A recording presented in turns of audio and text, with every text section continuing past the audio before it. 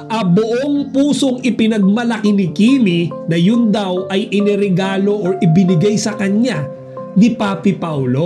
Okay, so linlang days pa yun yung upuan na yun. So until now, di ba? Baga, movie na ng My Love Will Make You Disappear yan, mga kachika. So more than a year na, okay, yung nakakalipas, and yun pa rin yung gamit-gamit ni Kimi. And it means something. Okay, kapag ayaw palitan ni Kimi yan, ibig sabihin yan, binavalue niya talaga yung upuan na yon. Hindi dahil komportable, hindi dahil maganda, but dahil galing yon kay Papi Paulo.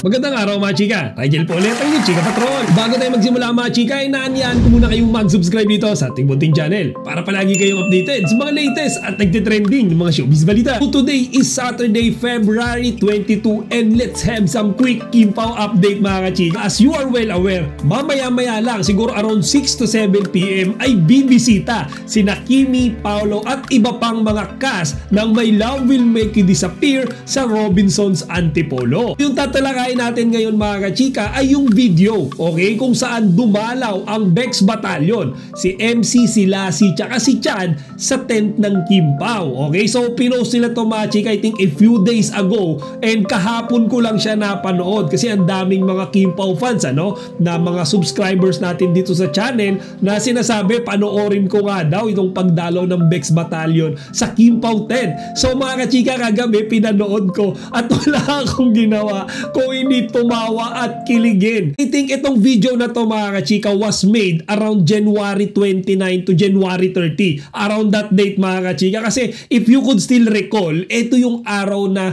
nagpakape, okay, yung mga Kimpaw night shift sa Kimpaw, okay, tsaka dun sa iba pa, diba, na cast and crew ng My Love Will Make You Disappear. So mga chika, tawa ako ng tawa, no? Kasi syempre pagpasok nito ni MC, ni Lassie, tsaka ni Chan sa tent ng Kimpaw, mga chika, wala silang ginawa kundi asarin kaagad si Kimi kay Paulo. And then mga chika, first impression ko nung nakita nitong tatlong to, nung Bex Battalion si Paulo, mga kachika, una ko kaagad napansin, nahihiya sila.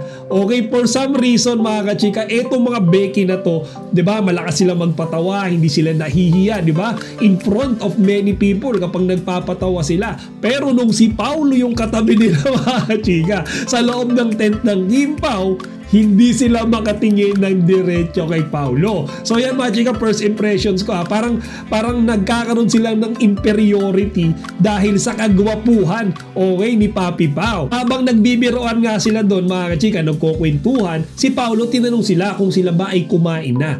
And then itong mga Bex Battalion naman mga chika, kilig na kilig. Okay, so buti pa daw si Paulo inaalok silang kumain. Andun, sabi nga ni Kimi tsaka ni Pao mga chika, nagpalit yun daw sila that day. Siguro para sa lahat yun mga kachika, parang farewell food na nila. Dahil if I still remember correctly, ito na siguro yung patapos na diba? Yung shooting ng movie na ginagawa nila. Or siguro last day na yata ito mga chika, hindi ko lang masyadong matandaan. So ayun nga mga chika, and then si Kimi binigyan din sila ng tikoy. Alam naman natin na si Kimi is Chinese. So yung mga panahong yan mga kachika, Chinese New Year event pa. Kaya namimigay siguro si Kimi ng mga tikoy sa mga friends niya. And then aside dyan mga chika, binigyan din sila ni Kimi ng napakadaming snacks. Okay, tag-iisa pa sila mga kachika. So ayon nga kay MC tsaka kay Lassie, ito yung natandaan ko si Kimi daw talaga kapag nasa set, laging namimigay ng mga chips, okay, mga chichirya. Sabi nga nila doon mga chika, pagka daw si Kimi mayroong baong chichirya sa showtime, malamang sa malamang galing daw yun sa shooting nila. Kasi mga chika, yung mga hindi daw nauubos ni Kimi sa set, diba, ng shooting nila sa My Love Will Make You Disappear, pinamimigay niya daw kaagad doon sa mga fellow host niya sa 8 Showtime. So yun pala yung ginagawa lagi ni Kimi. So talaga daw mapagbigay si Kimi mga chika, particularly sa pagkain. Hindi naman nila in-specify doon mga kachika na mga chichirya lang. Pero in general, okay, napaka-generous daw ni Kim pagdating sa pagkain, lagi daw silang nililibre. Okay, so mga chika, meron ding part doon sa tent trade na yon kung saan hinalungkat nila, okay, yung bag ni Kimi. So mga chika, meron din ako nataklasan doon, and malamang kayo din, na ito pa lang si Kimi ay mahilig magsulat. 'di ba? Meron siyang daladalang notebook doon. And I think an iPad kung saan nagsusulat daw si Kimi nung mga line niya sa pelikula or siguro kung saang project siyang nakasalang, and then ginuguhitan niya, okay, yung mga word kung saan siya magbabago ng emosyon. Okay, for example, doon sa specific word na yon, doon siya magsisimulang sumigaw, umiyak, di ba? Or matakot.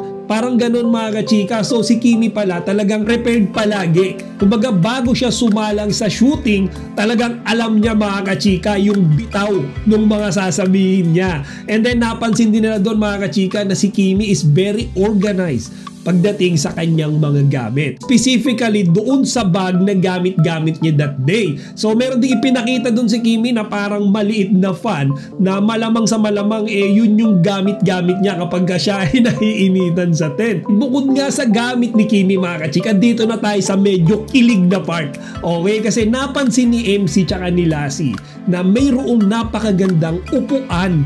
Okay, si Kimi. So yung upuan niya doon sa tent niya, very comfortable, malambot, medyo malaki siya mga chika, medyo bulk. And of course, yung aesthetics talagang maganda. Okay, so buong pusong ipinagmalaki ni Kimi na yun daw ay iniregalo or ibinigay sa kanya ni Papi Paolo. Okay, so linlang days pa yon yung upuan na yon. So until now, di ba? Baga, movie na ng My Love Will Make You Disappear yan mga kachika. So more than a year na, okay, yung nakakalipas, and yun pa rin yung gamit-gamit ni Kimi.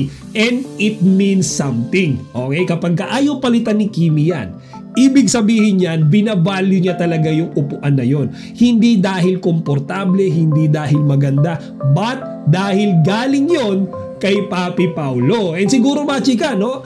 Siguro lang, baka ito yung first na present or parang regalo sa kanya ni Paolo dahil syempre first project nila, di ba?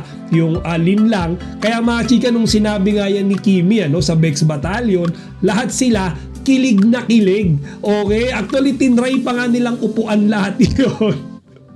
Tuwang-tuwa sila kasi pareho nga daw ng upuan si Kimi tsaka si Paolo. And then sabi ni Kimi, itry din daw nila yung kay Paolo, but again, lahat sila ay nahihiya.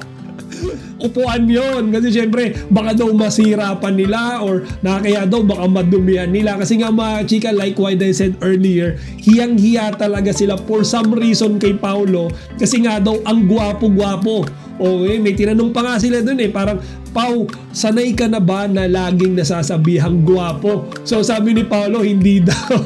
Also mga chika, to add about kay Paolo, tinalakay din kasi nila dyan yung diet ni Paolo. So dyan natutunan natin na si Paolo pala ay hindi kumakain ng baboy. Okay, yung tawag sa kanya mga kachika parang polotarian, kung saan kumakain siya ng chicken, eat ng seafoods, and of course ng vegetables, but not pork. Okay, yung baboy lang daw yung hindi niya kinakain. Actually, I thought mga kachika, Paolo is a pure vegetarian, vegan. Okay, so ngayon natutunan natin dyan sa vlog ng Bex Battalion na talagang baboy lang yung hindi kinakain ni Paolo. And I think it's almost 10 years na daw siyang hindi kumakain ng pork. Kaya din pala mga kachika si Kimi, tatlo ng klase yung ulam na baon niya at mini-make sure niya nga daw, di ba, na yung isa doon ay gulay or anything basta pwedeng kainin ni Paolo para syempre pwede niyang i-share. Okay, so nakakatuwa yan mga kachika, yung natutunan natin yan kay Paolo kasi Paolo is so private mga kachika about his personal life. Kaya at least ngayon mas nakikilala na natin siya paunti-unti dahil nga dito sa Bex Battalion and of course dahil kay Kimi. And doon sa last part ng vlog na yan mga chika, tawa rin ako ng tawa and of course may kilig din. Okay, so tinanong kasi nung Bex Battalion si Paolo kung sino nga ba yung nagpapasaya sa kanya. Okay, so yung sagot niya ni Paolo mga kachika, silang tatlo daw. Okay, so yung Bex Battalion daw noong mga oras na iyon. Okay, actually si Kimi nga, turo siya ng turo na yung sarili niya. Kita ko yun nung tinanong si Paolo, Pao, sino ba yung nagpapasaya sa'yo? Tapos parang nag-iisip si Paolo, si Kimi mga kachika, tinuturo niya yung sarili niya. So does it mean na gusto ni Kimi or confident si Kimi na siya yung nagpapasaya kay Paolo? Diba? At least now we know, okay? Nung silang lima lang yung nandyan sa tent, o siguro yung cameraman, si Kimi malakas yung loob na ituro or iasar yung sarili niya kay Paolo. Di ba mga chika, nakakakilig yan. Hindi niya magawa yan sa 8 Showtime, di ba? Most of the time, kapag siya ay inaasar kay Paolo, tinatawanan niya lang or change topic. Okay? Pero dyan sa vlog na yan, mga chika, yung sarili niya, yung inaasar niya pa kay Paolo. So that's it lang muna mga chika, no? So tawa ako ng tawa. Napakagandang content niyan, okay? And dun sa mga subscriber natin na nagsabi sa aking panoorin yan, thank you very much po. Sobrang na-enjoy ko. And at least natalakay din natin, nabigyan ko ng mga comments, opinions, etong ginawang vlog ng Bex Battalion. O siya mga chika, hanggang dito na lang muna. Again, doon sa mga malapit lang sa Robinsons Antipolo, please try, okay, na i-visit mamaya 6 PM to 7 PM. Nandyan ang Kim Pao and the other cast ng My Love Will Make You Disappear. I'm telling you, sulit na sulit po yung ibabayad nyo dyan. Okay? Once a lifetime experience lang na makita, di ba, ang Kim Pao, lalo na doon sa mga hindi naman nakakaalis or nakakalayo doon sa location nila kagaya ko, sobrang sulit po yan. And of course, syempre gagawa natin ng vlog bukas yung ginawa nga nilang event na yan sa Robinsons Antipolo. Chika Patrol, signing out!